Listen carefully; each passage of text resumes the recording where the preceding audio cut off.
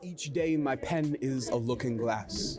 The way it writes a new memory into existence, like today I might turn it over into a new page where I might find therapy in my own healing thoughts.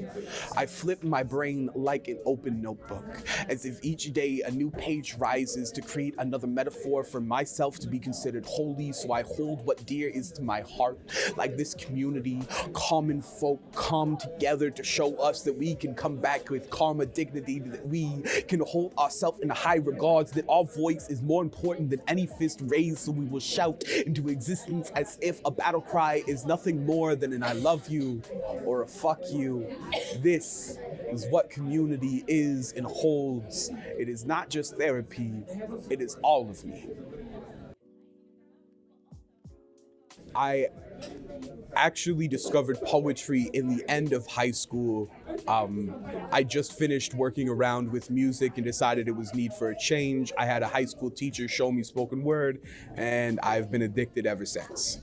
My style of poetry is very political nowadays. It's aggressive, in your face, and abrasive, but doing that often opens the hearts for the actual message to the core audience. This allows them to hear the messages in such a way where at first they might fight the concept, but it will help move towards understanding.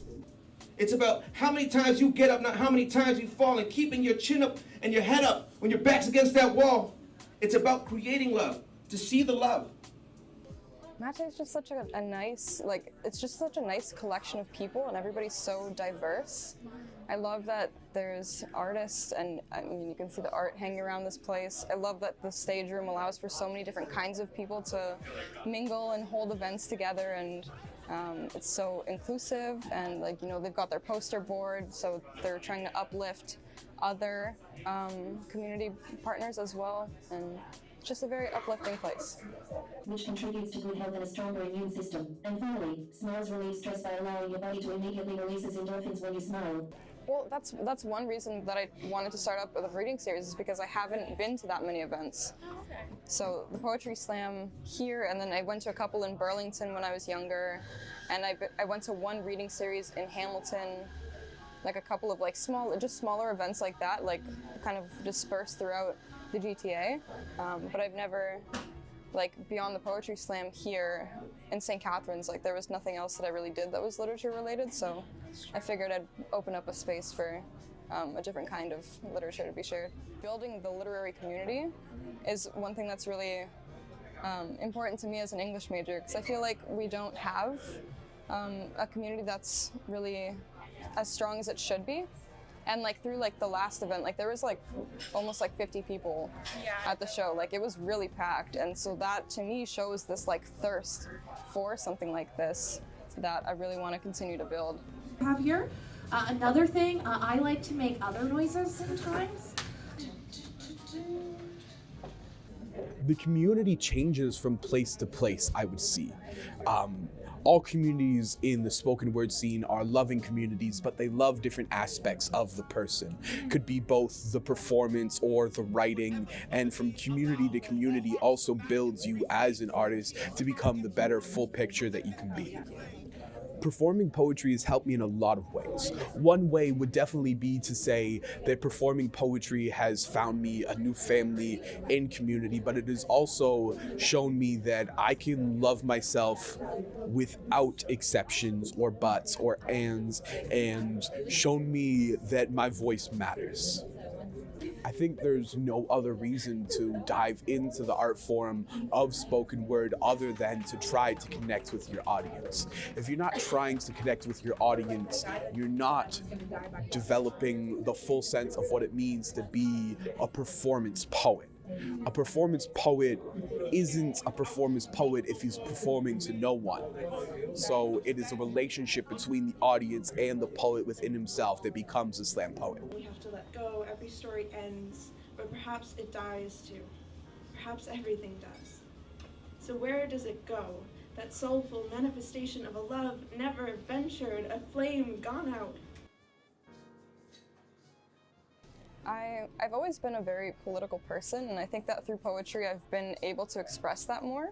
And I'm really interested in how the personal and the political kind of collide.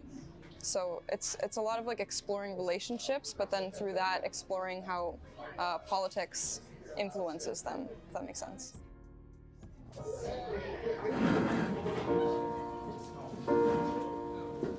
It's not simple to say that most days I don't recognize me, that these shoes and this apron, that place and its patrons have taken more than I gave them. The hardest part, I think, was finding more people to help kind of organize, because the first show back in January that I'd put on, I basically did everything by myself, and that was very difficult.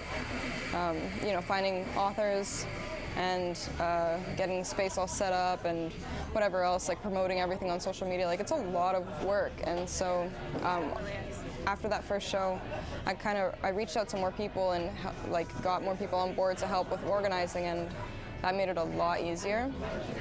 The best part of hosting this is honestly just seeing everybody have such a great time, and like just sitting in the back with my little laptop, like typing up notes and getting people's emails down and hearing everyone like, oh my god, like the show is so lovely, like. Well, for poetry specifically, I think that I don't really focus on form that much. Like I tend to just kind of stream of consciousness, like write everything down on the page, and then later on, like I'll take whatever I wrote and reshape it to be like whatever I want it to be. And so like I enjoy writing slam poems, but at the same time I'm like too nervous to perform them, so it's kind of useless. One poet I really admire locally, Dennis D. Scribe, the poet. I remember like back in first year, that first poetry slam that I went to, like he's part of the reason that I came back. His poetry is really amazing, and the way that he performs and the themes he covers and everything like that. Yeah, I admire him.